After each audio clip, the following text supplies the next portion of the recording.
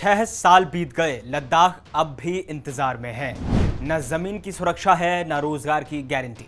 और अब जब कांग्रेस ने पीएम मोदी को चिट्ठी लिखी है, सवाल बड़ा है, क्या छठी अनुसूची ही लद्दाख का भविष्य तय करेगी? 2019 में लद्दाख को जम्मू कश्मीर से अलग करके एक केंद्र शासित प्रदेश बनाया गया, लेकिन इस फैसले के साथ विधानसभा की कोई व्यवस्था नहीं दी गई।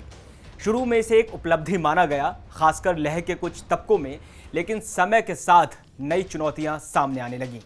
जमीन और रोजगार को लेकर असुरक्षा, संस्कृति के विलय का डर, राजनीतिक प्रतिनिधित्व की भारी कमी, इन सवालों को लेकर लेह एपेक्स बॉडी और कारगिल डेमोक्रेटिक अलायंस दोनों एक साथ आ चुके हैं और लद्दाख को संविधान की छठी अनुसूची में शामिल करने की मांग कर रहे हैं। अब इसी मांग को कांग्रेस ने भी अपना समर्थन दे दिया है। राहुल गांधी और मल्लिकार्जुन खड़गे ने सीधे प्रधानमंत्री नरेंद्र मोदी को पत्र लिखा है, जिसमें कहा गया है कि लद्दाख के लोगों की सांस्कृतिक, आर्थिक और राजनीतिक पहचान को बचाने के लिए छठी अनुसूची में शामिल किया जाना जरूरी है। पर सवाल यह है कि क्या लद्दाख में आक्रामक चीन की चतुर के बीच सरकार इस मांग पर विचार करेगी? सामरिक रूप से बेहद अहम लद्दाख में गलवान और डोकलाम विवाद के बाद क्या सरकार के पास इस मांग को लेकर बेहद सीमित विकल्प हैं? नमस्कार, स्वागत है आपका आईऑन भारत पर। मैं हूं आपके साथ कमल मिश्रा। आइए जानते हैं लद्दाख की मुख्य मांगें क्या हैं। लद्दाख के लोग अपनी पहचान, पर्यावरण और भविष्य की सुरक्षा चाहते हैं और इसी वजह से उन्हें कुछ अहम और जरूरी मांगें सरकार के सामने रखी हैं। पहली मांग, राज्य का दर्जा चाहिए ताकि लद्दाख के लोग खुद अपने फैसले ले सकें।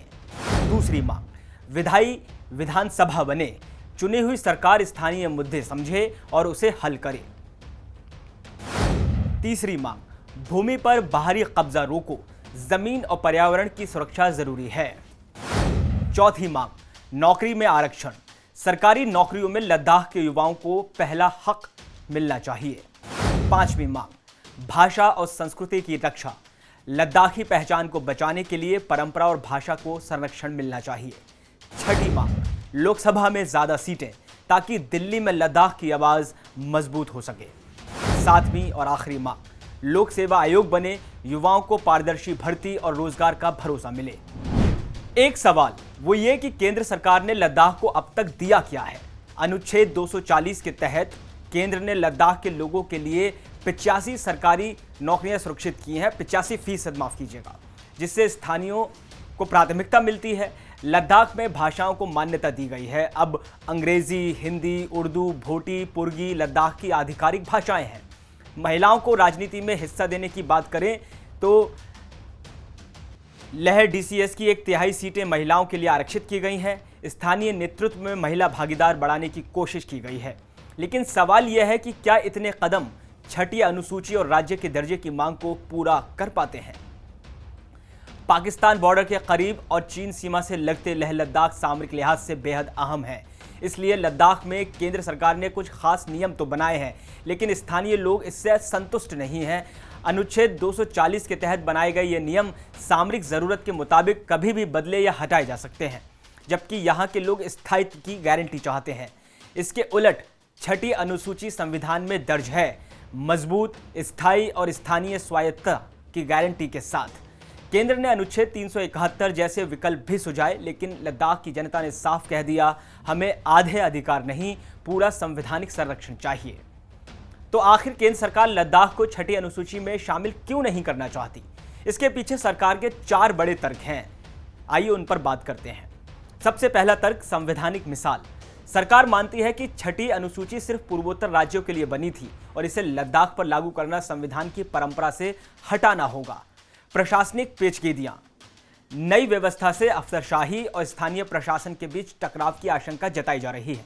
विकास की रफ्तार में रुकावट देखने को मिलेगी, जिससे केंद्र को लगता है कि ज्यादा स्वायत्तता देने से निवेश और विकास की परियोजनाओं में देरी हो सकती है। भू राजनीतिक चिंता, लद्दाख की सीमाएं चीन और पाकिस्तान से लगती हैं और सरकार नहीं चाहती कि इतनी संवेदनशील जगह पर कंप्लीट इंडिपेंडेंसी दे दी जाए। केंद्र शासित प्रदेश और पूर्ण राज्य में क्या फर्क है, आइए अब आपको बताते हैं। मुख्य अंतर तो यही है कि राज्य को ज्यादा अधिकार होते हैं, जैसे कानून बनाने, अपना बजट तैयार करने और खुद शासन चलाने का हक, जबकि केंद्र शासित प्रदेशों में ज्यादातर फैसले केंद्र सरकार लेती है। आज लद्दाख की हालत यह है कि अधिकतर फैसले नौकरशाह ले रहे हैं, ना कि स्थानीय चुने हुए नेता। यही कारण है कि लोग राज्य का दर्जा या अपनी विधानसभा चाहते हैं, ताकि लद्दाख के बारे में फैसले लद्दाख के लोग लें। असली लोकतंत्र तो यही है कि जनता की भागीदारी वाला शासन हो।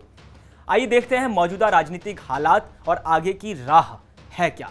लद्दाख की जनता की मांगों को लेकर राजनीतिक तस्वीर बहुत पेचीदा है। कांग्रेस ने खुलकर समर्थन दिया है, छठी अनुसूची हो या राज्य का दर्जा। पार्टी ने इसे लद्दाख के लोगों की वैध और संवैधानिक मांग बताया। वहीं नए उपराज्यपाल कविंदर गुप्ता की नियुक्ति को भी एक संकेत माना जा रहा है कि केंद्र शायद अब इस मुद्दे को थोड़ा गंभीरता से लेने लगा है। उपराज्यपाल खुद कह चुके हैं कि लद्दाख की मांगें स्वाभाविक हैं और इसके लिए संवाद जरूरी है, लेकिन बात इतनी सीधी नहीं है। गृह मंत्रालय की जो हाई लेवल कमेटी बनी है, उसकी बातचीत में कई अड़चनें आई हैं। लेह ऑटोनॉमस बॉडी और केडीए जैसे संगठनों के कुछ नेताओं ने तो कमेटी से इस्तीफा तक दे दिया है। बावजूद इसके लैब और केडीए अब एकजुट हैं और एक मजबूत संयुक्त मोर्चे की तरह सरकार से बात कर रहे हैं। केंद्र ने कुछ रियायतें तो दी हैं, जैसे नौकरी में आरक्षण, लेकिन मुख्य मांगें अभी भी अधूरी हैं, जैसे राज्य का दर्जा और छठी अनुसूची में शामिल करना। अब बात करते हैं संभावनाओं की।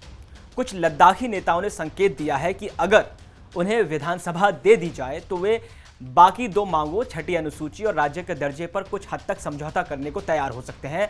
यानी भविष्य की बातचीत इसी पॉइंट पर टिक सकती है कि स्थानीय लोगों की भागीदारी बढ़ाई जाए, बिना पूरा राज्य बनाए। आइए आखिर समझते हैं कि केंद्र की नजर से लद्दाख कैसा दिखता है। सवाल यह है कि लद्दाख को केंद्र शासित प्रदेश बनाए रखना क्यों जरूरी है। चीन से सटी सीमा और रणनीतिक चुनौतियां ही इसका सबसे बड़ा कारण है। आइए आसान भाषा में समझते हैं राष्ट्रीय सुरक्षा का अहम मोर्चा क्या कहता है। लद्दाख की सीमाएं सीधे चीन और पाकिस्तान से मिलती हैं। गलवान जैसी घटनाएं बार बार साबित करती हैं कि यहां केंद्र की सीधी पकड़ जरूरी है। यूटी का दर्जा होने से सेना, सड़कों, एयर स्ट्रिप्स और बॉर्डर फैसले तेजी से लिए जा सकते हैं। उदाहरण के लिए सियाचिन ग्लेशियर दुनिया का सबसे ऊंचा युद्ध क्षेत्र लद्दाख में ही है। इससे पाकिस्तान और चीन की जुगलबंदी रोकी जा सकती है। सीधे केंद्रीय नियंत्रण का मतलब है तेज फैसला। यूटी होने से लद्दाख का प्रशासन सीधे केंद्र सरकार और उपराज्यपाल के अंतर्गत आता है। इससे सुरक्षा, इंफ्रास्ट्रक्चर और बॉर्डर मैनेजमेंट में कोई देरी नहीं होती। अगर यह एक राज्य होता तो कई फैसलों में स्थानीय सरकार की मंजूरी जरूरी होती, जिससे प्रक्रिया धीमी हो सकती थी। बुनियादी ढांचे में तेजी आती है। यूटी बनने के बाद केंद्र सरकार सीधे फंड और योजनाएं दे सकती है, जैसे ऑल वेदर रोड, बॉर्डर गांव का विकास, सैनिकों की तेज तैनाती के लिए लॉजिस्टिक सपोर्ट, जनसांख्यिकीय और सांस्कृतिक संतुलन बनाने की दिशा में भी काम किया जा सकता है। लद्दाख की 97% आबादी आदिवासी है। लोग चाहते हैं कि उनकी भूमि, संस्कृति और रोजगार सुरक्षित रहें। यूटी का दर्जा केंद्र को बाहरी लोगों के प्रवेश को कुछ हद तक नियंत्रित करने में मदद देता है। हालांकि इसके लिए लोग छठी अनुसूची जैसे संवैधानिक संरक्षण की मांग कर रहे हैं, जिससे उनकी पहचान भी सुरक्षित रहे। प्रशासनिक सुधार। लद्दाख यूटी बनने से पहले आपको बता दें कि जम्मू कश्मीर के बड़े प्रशासन में लद्दाख की आवाज दब जाती थी। अब सीधा प्रशासन होने से लोगों की जरूरतों पर फोकस किया जा सकता है। केंद्र के लिए लद्दाख को यूटी बनाए रखना सुरक्षा और रणनीति के लिए अहम है। वहीं स्थानीय लोगों की पहचान, संस्कृति और अधिकारों को भी नजरअंदाज नहीं किया जा सकता। फ्यूचर में जरूरत है एक ऐसा समाधान जो सुरक्षा और स्थानीय स्वायत्तता दोनों को बैलेंस करे। क्या आपको लगता है कि लद्दाख को पूरी स्वायत्तता मिलनी चाहिए या केंद्र के कंट्रोल में रहना चाहिए? कमेंट करके बताएं और वीडियो को लाइक जरूर करें। नमस्कार।